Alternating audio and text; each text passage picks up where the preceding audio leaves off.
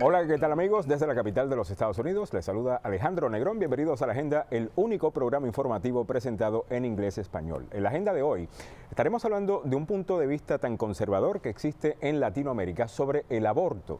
Tanto así que la ONU dice impide la protección de una niña de 10 años de edad víctima de violación y que actualmente tiene 5 meses de embarazo resultado de esa violación. Pero primero, deberíamos permitir a los Dreamers servir en las Fuerzas Armadas. El representante Rubén Gallego está instando a la Cámara de Representantes para mantener una enmienda que él ofreció y que permitiría servir a los inmigrantes que califican para el alivio a la deportación bajo las acciones ejecutivas del presidente Obama en el ejército de los Estados Unidos. La enmienda fue aprobada en el Comité de Servicios Armados de la Cámara con una mayoría bipartidista, pero un número de legisladores republicanos se oponen ferozmente a la medida. Le doy la bienvenida a los panelistas de la mesa redonda de esta semana. De La Opinión de Los Ángeles, su corresponsal aquí en Washington, María Peña.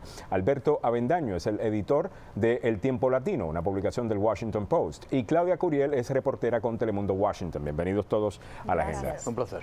María, comienzo contigo. Interesante esta enmienda por el representante Gallego. Tengo entendido que eso, lo único que hace esta enmienda es recomendarle al secretario de Defensa, al jefe del Pentágono, que considere permitir a los Dreamers ser parte de las Fuerzas Armadas. No necesariamente le dicta una póliza al Pentágono, ¿no? No, no es para nada vinculante, es una medida muy simbólica y lo único que pretenden los demócratas que están apoyando esta enmienda es simplemente delatar que hay una minoría republicana que se opone a ayudar a los Dreamers, ya sea en este contexto o en cualquier otro proyecto de ley de inmigración. La Cámara de Representantes va a estudiar un proyecto de ley de gastos de defensa de 612 mil millones de dólares. Cuando este proyecto tenga que ir al Senado, el senador republicano John McCain, que fue patrocinador de una reforma migratoria en el 2013, ahora está diciendo de que él no va a aceptar ningún proyecto de ley que incluya cláusulas migratorias, porque se trata de una ley de gastos de defensa y no para Dreamers. Es obviamente un contexto muy político. Esto tiene que ver con una ley que tiene que ver con los gastos de defensa, el presupuesto del Departamento de Defensa, ¿correcto? Pero María lo que ha hecho, y tengo que decir delante de ella, que ella es nuestra experta, ella está en las trincheras, ella está haciendo las preguntas, y poniendo a algunos políticos en situaciones incómodas, porque no están acostumbrados algunos políticos aquí en Washington a recibir pelotitas duras, prefieren softballs, ¿no? Estoy de acuerdo con una cosa fundamental que ha dicho, que es el subtexto de toda esta historia. El amendment del congressman Gallego no tiene dientes, no tiene fuerza. Es un posturismo político. Es una pura movida política. Entonces los Dreamers no necesariamente se benefician de lo que está queriendo hacer el representante. Bueno, el tema de los Dreamers es diferente. Lo curioso es que el Pentágono ya está revisando supuestamente la inclusión de los Dreamers en un programa piloto que inició en el 2008 que se llama MAVNI. Y lo que hace es decir, el secretario de Defensa tiene la discreción de decidir quién entra y quién no entra en ese programa. Ahora, Claudia, ya existen ciertas reglas en las que los Dreamers pueden participar. Claro, ese programa es lo que complica las cosas un poco, ¿no? Que como dice María, se llama MAVNI, que entonces ya hay beneficiarios de DACA que están en las Fuerzas Armadas, pero solo permiten los que ellos consideran tener habilidades críticas, que pueden ser médicas y que pueden ser ciertos idiomas. Hay toda una lista, son idiomas asiáticos, árabe, pero no incluye español. Claro. Hay críticos de este programa que dicen que se hizo adrede a propósito para excluir a los inmigrantes latinos de las Fuerzas Armadas. Ese acceso es complicado para estos jóvenes Dreamers. Yo tengo una pregunta y la pregunta es la siguiente. Me parece, tengo la impresión, no solo tengo la impresión, sino que tengo las pruebas porque conozco a esas personas de las que voy a hablar, que ya hay cientos, miles de inmigrantes indocumentados dentro de las Fuerzas Armadas. Y que han servido históricamente. Que han servido, muchos de ellos son veteranos, muchos de ellos son grandes profesionales, alguno en el área metropolitana de Washington. De manera que la presencia del indocumentado dentro de las Fuerzas Armadas no es una cosa de otro planeta o de otros mundos o de otras épocas. Es una realidad. Yo no tengo las cifras concretas, yo sí sé que el secretario de Defensa tiene la autoridad y la discreción de decidir quién entra y quién no. Al año entran 5,000 extranjeros no ciudadanos a las Fuerzas Armadas de Estados Unidos y la mayoría son residentes legales. Ahora, el secretario de Defensa, como hemos dicho anteriormente, tiene la discreción de decidir si permite, por ejemplo, el caso de un indocumentado, si eso es vital para la seguridad nacional. Y ahí tenemos inmigrantes que pueden ser permitidos por esas cláusulas especiales de las que menciona María, pero ahí tenemos inmigrantes cuyas familias tienen estatus no legal en el país. Y este es el problema. El problema del estatus mixto, correcto. El ejército no acaba de relacionarse de una manera franca, correcta, humana y digamos pragmática con este tipo de soldados. Inclusive dicen que esto no es americano, que esto es una amenaza a la seguridad nacional, pero hay representantes que apoyan esto y dicen que cómo va a ser si desde la revolución los Estados Unidos ha aceptado a extranjeros que no son ciudadanos, pero están dispuestos a dar su vida por el país para pelear por los Estados Unidos. Eso es un excelente punto. Además de eso, uno pensaría que para ganarse los corazones y el alma de los más conservadores en el tema de inmigración, uno pensaría que la mejor manera sería a través del servicio militar. Para algunos de estos representantes, las cosas que están diciendo, por ejemplo, el representante de Alabama, Mo Brooks, dice que esto básicamente traiciona a los americanos porque les quita oportunidades para dársela, según él, a los ilegales, a illegal aliens. Sí, ese tipo de lenguaje no les claro. puede ayudar a los republicanos en esta próxima elección. Yo creo que obviamente está respondiendo a los votantes de su distrito. Es un distrito muy conservador en Alabama, un estado sureño. No sorprende que continúe esta retórica. Recordemos que los republicanos ya han dicho 1000 veces, y lo seguirán diciendo, de que no aprueban ni van a aprobar un proyecto de ley que legalice a toda la población indocumentada en este país.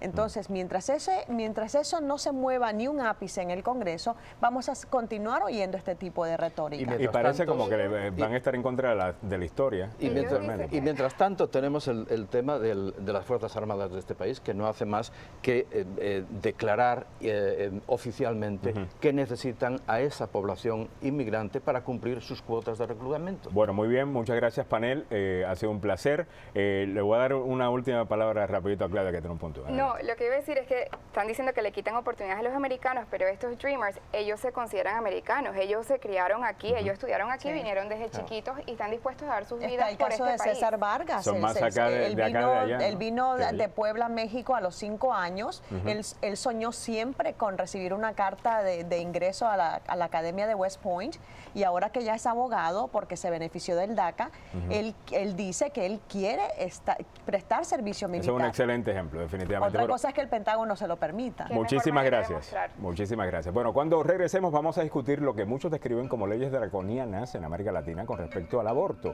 Además, amigas en la audiencia, no se quieren perder lo que viene a continuación. Llega la emergente estrella de la música, Jason Cerda, un muchacho del área que está llegando muy lejos. Nos contará cómo lo ha hecho al regresar a la agenda.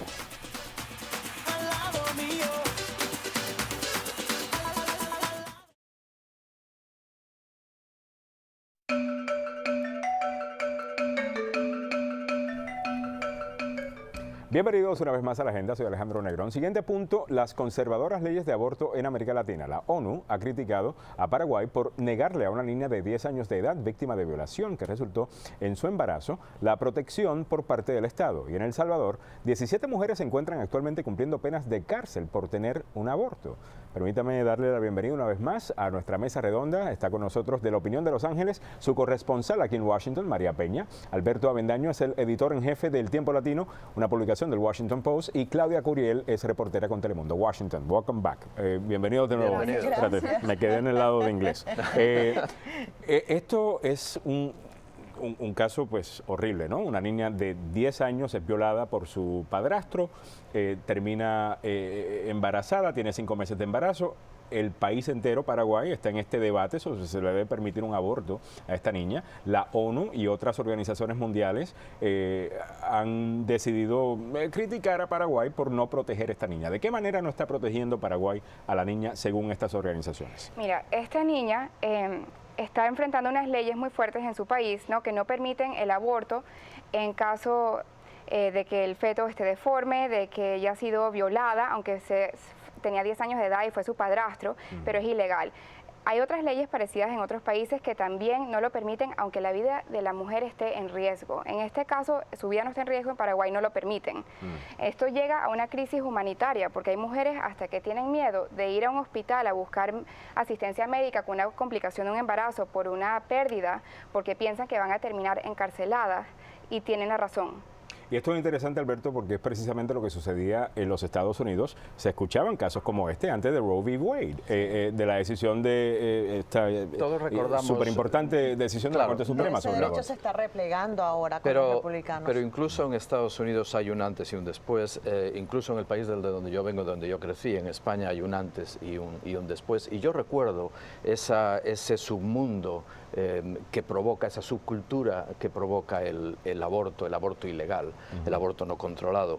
Es un tema muy complicado, es un tema que afecta a la vida, a la psiquis de la mujer, pero también a todo el entramado social y cultural de un país. Es terrible, evidentemente nosotros nos centramos mucho en el tema de El Salvador, porque cuando empezamos a ver la cantidad de años que le podían caer de condena a una mujer simplemente por abortar, o a veces por tener lo que se llama en inglés un miscarriage, una pérdida, ¿no? Es absolutamente alucinante. Entonces, yo lo que me pregunto, y se lo preguntaba a Claudia antes fuera de cámara, que yo pensaba que esto era una cosa muy focalizada, que si Paraguay, que si El Salvador. Parece ser que todo el hemisferio tiene unas leyes muy duras respecto a este tema. La mayoría de los países en Latinoamérica tienen esta ley que no lo permiten bajo ninguna circunstancia. Y esto llega a ser una crisis humanitaria porque afecta a mujeres a muchos niveles, porque por ejemplo en El Salvador, que es muy estricto, la causa número 1 de muerte es suicidio entre las jóvenes de 10 a 19 años, la mitad de las cuales estaban embarazadas, porque no ven otra opción, si no quieren tener hijos, sino pasar 30 años, la mitad de sus vidas prácticamente encarceladas. Ahora, o tomarse sus vidas. Y el María,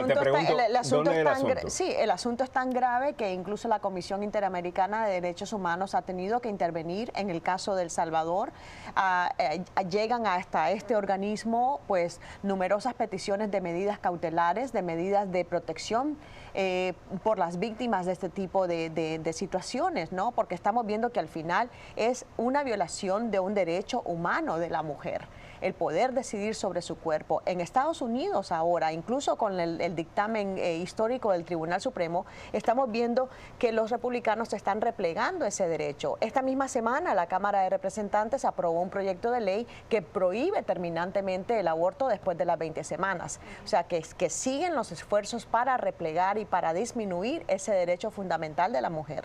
Y en Latinoamérica estamos viendo una cosa que en Estados Unidos no ocurre y que teóricamente no debería ocurrir en la sociedad civil latinoamericana, que es esa diferencia e injerencia entre la Iglesia y el Estado. La separación esa no existe. La separación de poderes, es decir, ¿por qué se interfiere? ¿Por qué la ley es un reflejo de ciertas ideas religiosas? Y también se está viendo que las mujeres de bajos recursos son más vulnerables, porque los médicos de los hospitales públicos son los que le dicen a la policía, mientras que los médicos de los hospitales privados no dicen nada. Bueno, muchas gracias al panel por su participación, excelentes puntos y muy buena información. Muchas gracias. Gracias. Bueno, cuando regresemos, la tasa de graduación de la secundaria para los latinos y afroamericanos está mejorando. John González con ese informe cuando retomemos la agenda aquí en Telemundo Washington, al regresar.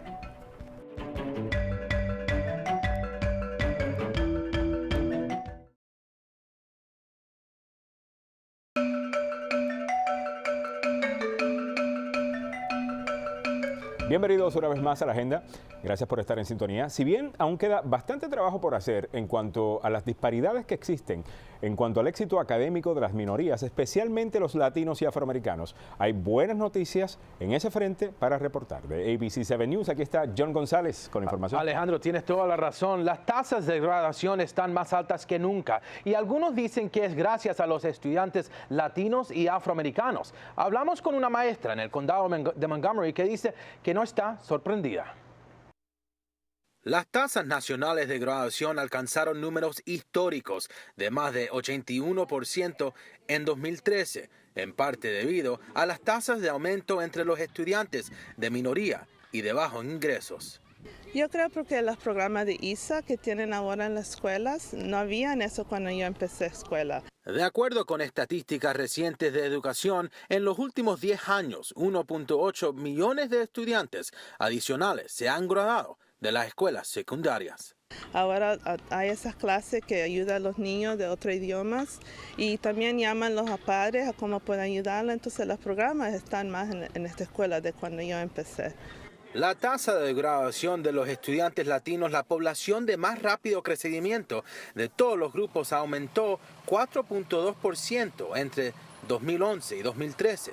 En el mismo periodo, la tasa de graduación entre los estudiantes afroamericanos aumentó 3.7%. Son profesoras que son Isa, la profesora, y ellos van adentro de la escuela, dentro de la clase, ayudan a los niños que no pueden hablar inglés, o también los sacan afuera de la clase y la ayuda. Y eso ayuda mucho, y los niños se sienten mejor porque están con su grupo de niños de la misma idioma, otros niños que no saben inglés. Una razón por los números positivos en la disminución de los estudiantes que abandonaron los estudios, la cifra de estudiantes latinos y afroamericanos que han dejado de asistir a escuelas que antes se conocían como fábricas de deserción ha disminuido un 15 y 20% respectivamente.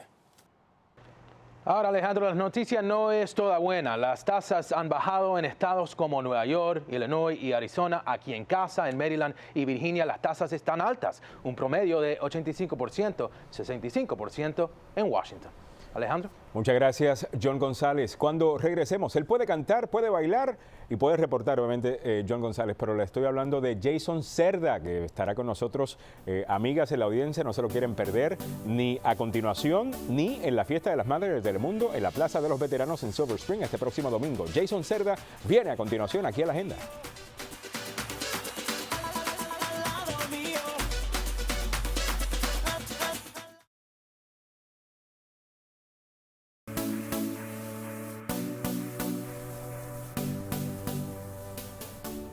Bienvenidos una vez más a la agenda. Él es un chico local, se crió en nuestro barrio y encarna la nueva era multicultural de la música, inspirado por grandes figuras como Michael Jackson y arraigado en su cultura puertorriqueña y dominicana. Jason Cerda está subiendo las listas de popularidad con su fusión de pop y sonidos tropicales y, por supuesto, sus pasos.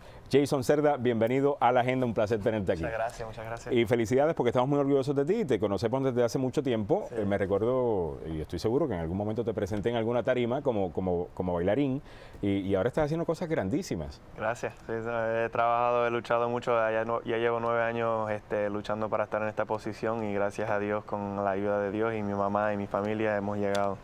Y es un chico humilde también. Bueno, estás en la lista Top 10 de Billboard. Sí. Esto es lo interesante, porque hay muchos artistas que llegan a esa lista y hay muchos artistas que llegan a estar en posiciones como la tuya. Lo interesante contigo es que tú eres independiente. Tú no tienes a una compañía disquera detrás de ti impulsando tu éxito, sino que tú solito lo has logrado hacer. Sí, fue algo que, como te dije, que una bendición, y también yo creo que mucho fue con la canción. La canción habló por sí sola, y mucha gente la recibió muy bien y muchas estaciones la cogieron y la explotaron.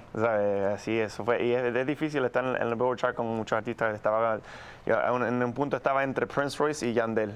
Wow. en una vez, y eso era, ¿sabes? Para mí eso es como un niño. Yo crecí escuchando a esa gente. Y además de eso, pues esas personas tienen compañías disqueras gigantescas con equipos completos de promotores de todo tipo, asegurándose de que ellos estén en esas listas. Tú lo hiciste solo, y te mereces un aplauso por eso. Bueno, gracias. ¿A dónde te ha llevado este éxito que estás disfrutando en este momento?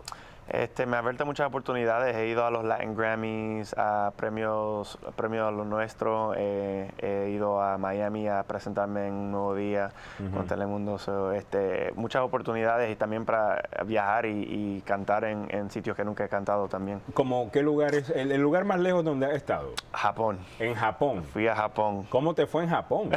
Bueno, fue una experiencia, claro. ¿Los japoneses bailan eso? Bailan. ¿Bailan eso? Entienden y hablan mucho español allá. Fíjate, le encanta la música latina, a los japoneses. ¿Y cómo son ellos como base de fanáticos?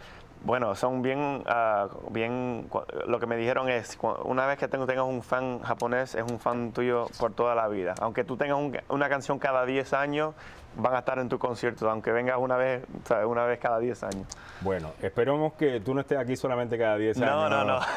¿Todavía vives en el área? Sí, todavía estoy aquí, pero mi licencia dice eso, pero yo... ¿Estás mayor parte del tiempo en Miami? Miami, Los Ángeles, Nueva York.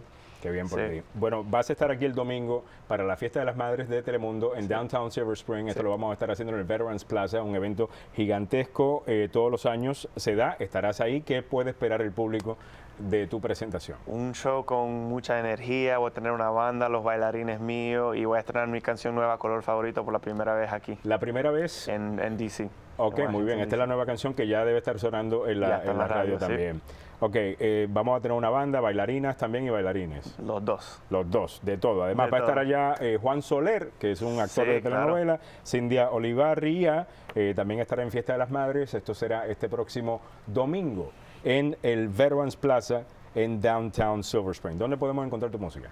Pueden encontrarlo en iTunes, descargarlo en iTunes y me pueden seguir en Twitter y Instagram, JCerda Music. Bueno, Jason, muchas gracias, ¿ok? Gracias. Felicidades. Jason Cerda, bueno, únete a la conversación en Facebook, búscanos como Hispanic Agenda o Agenda, y en Twitter búscame como Alejandro Negrón. Será hasta la próxima semana. Feliz domingo.